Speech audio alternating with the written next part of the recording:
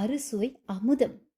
பிரியாணியை பேப்பரில் பார்த்தா என்ன செய்வோம்? சும்மாவா இருப்போம்? அதை மாதிரி இப்படி கிடைச்சா சும்மாவா இருப்போம்? செம்மையாக வச்சு சாப்பிட மாட்டோமா?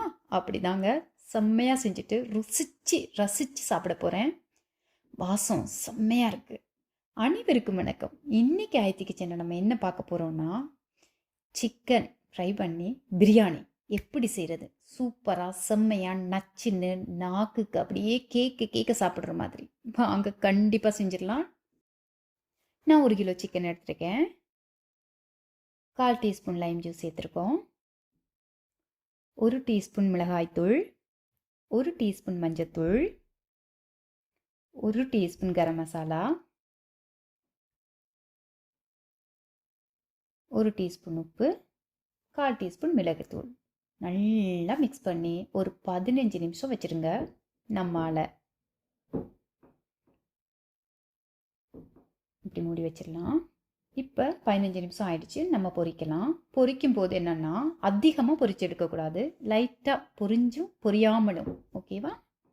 இப்படி பாருங்க. இப்போ நான் 1 table spoon oil, 1 table spoon நெய், அதில் 1 டீஸ்பூன் சோம்பு, 1 டீஸ்பூன் சீரகம், 1/4 டீஸ்பூன் மிளகு, முழு மிளகு இவங்க பொரியிறாங்க. செய்யும் போது தெரியும் உங்களுக்கு எப்படி வரும் அப்படின்னு. 2 வெங்காயம் ஸ்லைஸ் பண்ணி சேர்க்குறேன். நம்ம இதுக்கு வெங்காயம் பொரிச்சு போட வேணாம், ரொம்ப அலட்டிக்காமல் சூப்பராக செய்யலாம். இந்த வெங்காயம் வதங்குறதுக்காக கொஞ்சம் உப்பு சேர்த்துக்கிட்டோம். பிரியாணின்னு சொல்லவே தேவையில்லைங்க. 1/2 டீஸ்பூன் பிரியாணி மசாலா. பாருங்கள், அந்த வாசமே தனியாக இருக்கும். 1 டீஸ்பூன் மஞ்சத்தூள்,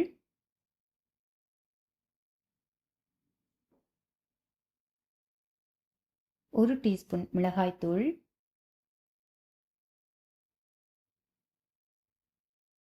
2 டீஸ்பூன் மல்லித்தூள்,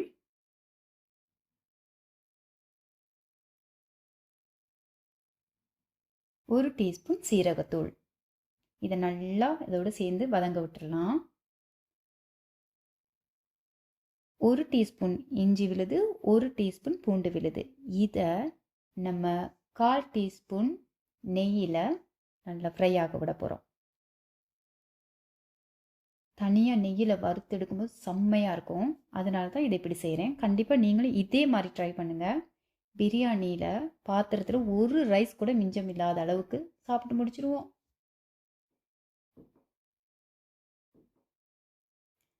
இப்போ 1 கப் புதினா இலை, 1 கப் கொத்தமல்லி இலைகள் சேர்த்துட்டோம். அதையும் நல்லா மிக்ஸ் பண்ணியாச்சு. 2 தக்காளி கட் பண்ணி சேர்த்துக்குங்க. இப்போ இந்த கோழியை இதில் சேர்க்குறோம். அதாவது நம்ம பொரிச்சு வச்சுருந்தோம் இல்லையா, அந்த கோழி இதில் சேர்க்குறோம். கண்டிப்பாக நீங்கள் இப்படி செஞ்சுருக்க மாட்டீங்க. செஞ்சு பார்த்துட்டு எனக்கு கண்டிப்பாக கமெண்டில் என்னன்னு உங்கள் ரிசல்ட் எழுதுங்க. 250 கிராம் தயிர் சேர்த்துருக்கோம். தயிர் சேர்த்துட்டு நிறைய மிக்ஸ் பண்ண வேணாம். ஓரளவு அந்த வெங்காயத்தோடையெல்லாம் செய்கிற வரைக்கும் மேலே அந்த கோழி மேலே தயிர் கொஞ்சம் இருக்கும் போதே விட்டுட்டோம்னா அது நல்லா ஊறிடும். அவ்வளோ சாஃப்டாக இருக்கும். நீங்கள் ஒரு ஸ்லைஸ் அப்படியே பிரிச்சு எடுக்க அப்படி இருக்கும். ஒரு ஃபியூ மினிட்ஸில் பாருங்கள் எப்படி அந்த கோழி மேலே தெரியுது இல்லை, கொஞ்சம் கொஞ்சம் தயிர். முக்கியம் சமையலில் சின்ன சின்ன விஷயம்னா ரொம்ப ரொம்ப முக்கியம். நல்ல சுடு தண்ணி, ஒரே 1 கப் நல்ல சுடு தண்ணி சேர்த்துருக்கோம். இப்போ மூடி வச்சாச்சு. ஒரு பாத்திரத்தில் தண்ணி வச்சு, 1 பிரிஞ்சி இலை, 1 பட்டை, 1 நட்சத்திர சோம்பு நல்லா உடச்சி, கொஞ்சம் சீரகத்தை கையில் நல்லா தேய்ச்சி, 3 கிராம்பு சேர்த்து, 3 ஏலக்காய் சேர்த்து, 1 டீஸ்பூன் ஆயில் சேர்த்து, 2 கப் ரைஸ் பாஸ்மதி ரைஸை நல்லா கழுவி 25 நிமிஷம் ஊற வச்சு நான் சேர்த்துருக்கேன். 2 டீஸ்பூன் உப்பு சேர்த்துருங்க மறக்காமல். 80% ரைஸ் குக் ஆகியிருக்கணும். நம்ம சாதத்தை வடிச்சிடலாம். பாருங்கள், இப்போ கிரேவியும் சூப்பராக ரெடி ஆயிடுச்சு. ஒரு பக்கம் ரைஸும் ரெடி ஆயிடுச்சு. நம்ம பாதி கிரேவியை எடுக்க போகிறோம் வெளியில். இந்தளவு கிரேவியை எடுத்துக்கிட்டோம். இப்போ இந்தளவு கிரேவியை அதே பாத்திரத்தில் விட்டுடலாம். அடுப்பு மிதமான தீயில் இருக்கட்டும். இப்படி ஓகே. இப்போ நம்ம ஒரு லேயர் சாதத்தை சேர்க்க போகிறோம். அதாவது 80% வெந்திருக்கணும் சாதம். நல்லா குக் ஆகியிருந்தால் நல்லா இருக்காது, பொங்கல் சாப்பிட்ருவோம்.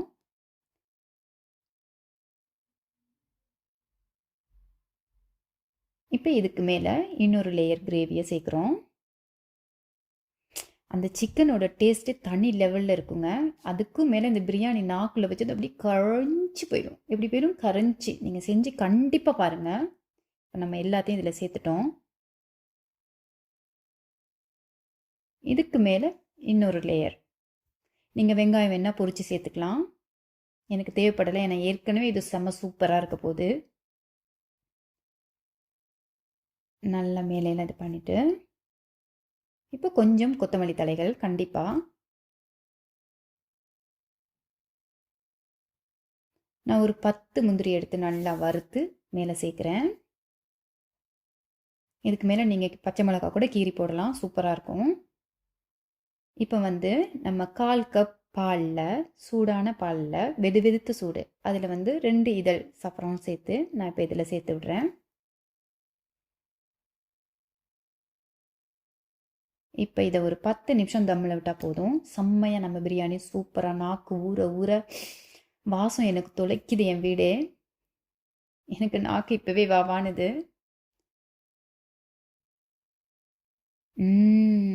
பாருங்க, செம்ம வாசங்க. பிரியாணினா அது வேற லெவலுங்க. பிரியாணினா பிரியாணி தான், அப்புறம் அதுக்கு வார்த்தையே இல்லை. பாருங்க, பூ மாதிரி இருக்கு சாதமெல்லாம், பூ மாதிரி. சமைக்கிறது எவ்வளோ முக்கியமோ அதை ரசித்து ருசிக்கிறது அதை விட முக்கியம். அப்பா செம்மையாக இருக்குங்க. பாருங்க, நானும் சாப்பிட்டு பார்த்துட்டேன். செம்மையான ஒரு பிரியாணி சூப்பராக ரெடி ஆயிடுச்சு. நான் ரைத்தா, கத்திரிக்காய், கேரட், இது கூட அந்த முட்டை எல்லாம் வச்சு செம்மையாக சாப்பிட போகிறேன். ஆரோக்கியமான உணவு, ஆரோக்கியமான வாழ்க்கை.